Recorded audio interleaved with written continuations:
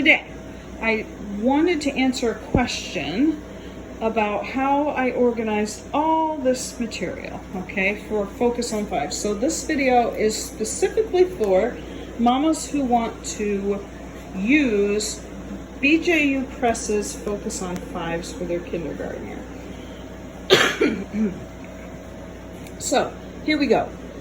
Bob Jones University Press, for some reason, published 6 teachers' books for this material. If there was a con to this material, that's it. I'm telling you, homeschool mamas don't have room for all of that, especially people who live in little houses, okay? This is how I did it. Whatever unit I was in, these go by units, all right? So this is unit 1, it says part 1. In their book, it's called a unit or whatever. I would put this and the visuals that I would need in my teacher's book bin. Now, I have another video on organizing and how I've organized that. That's where this would go. These would get stored upstairs on an upstairs bookcase, and then whenever I got to part 2 or unit 2, we would switch them out, okay? So that's how I did that. These are word cards and ABC cards that I just kept in a simple pouch. Those would go in my extra necessities bin down there, and I would just pull them out whenever I needed them. So I've got this stuff to organize. BJU Press has a packet of visuals, and they're cute. They're you know, these are the vowels. It's their vowel characters, their phonics characters, and they're very cute. For my first child, I used these some, and then they got put aside. I'll talk about that in a minute. These are wall charts that I've never used because I have for my schoolroom a dining room, and I don't want school stuff everywhere. So those never got used.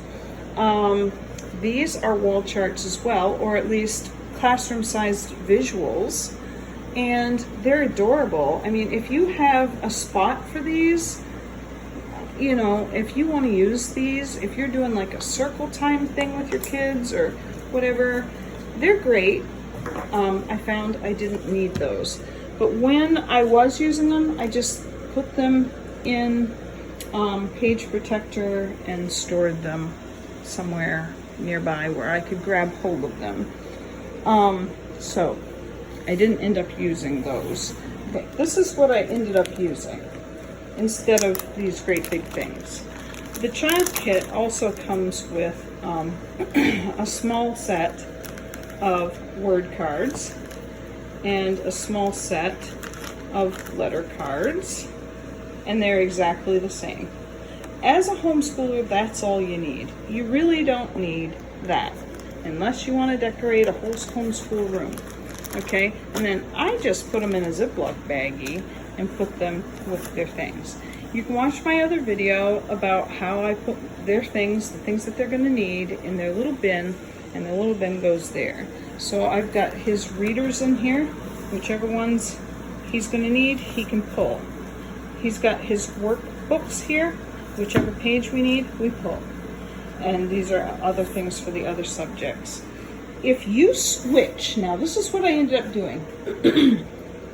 I didn't use any of that the second year I used this because I went and started the online school, the videos for Focus on Fives, and use an iPad. It's called Homeschool Hub that they run that on. They're beautiful little lessons, a teacher, and puppets, and it's just so adorable. So I sprung for that the second year because I had a second grader with severe ADHD and a preschooler that needed a lot of work too, you know, a lot of attention, and she needed a lot, this little kindergartner needed a lot of attention too. We did this, and then I did math with her. I did a You Teach math with her. So she got attention too. But anyways, this is what comes with that. It's just a facilitator's pack, and it gives you a little lesson plan.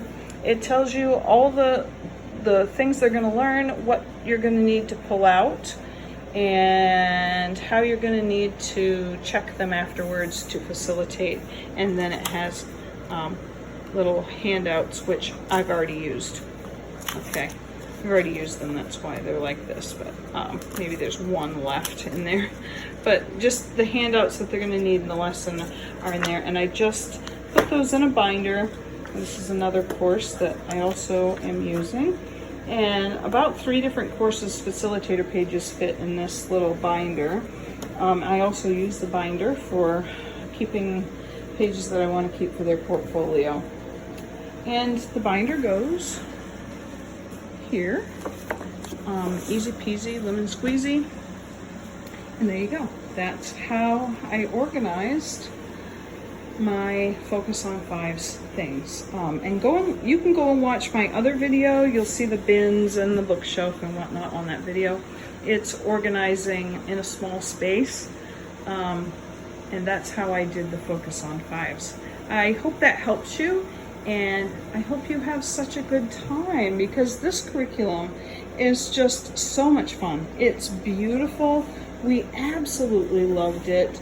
The teacher's books, the pile here looks so overwhelming, okay? But look, it's got your objectives for the day, what they're gonna learn. It's got what you're gonna need to take out, what you're gonna say. It's not necessarily scripted, but it's all there. Little games to play are there, a tip, or 2. And yeah, just some extra things. When it came to reading those word cards there, I ended up not pulling those because they're right here. I already had the book out. I would have her read down through these blue words, read down through the high frequency words. They're blue. Read the blue words to mama. And that's the handwriting. That shows one of the mini books, excuse me. Shows you the work text page. You just turn the page. This is review. You don't even need to do that. You can just do the little work text page. And so turn the page. That's all you have to do. Right down through. It tells you exactly what to do. Turn the page. Exactly what to do. And it's beautiful. You're going to love it. So I hope you have a wonderful year, and I hope that helped you learn about BJU's Focus on Fives.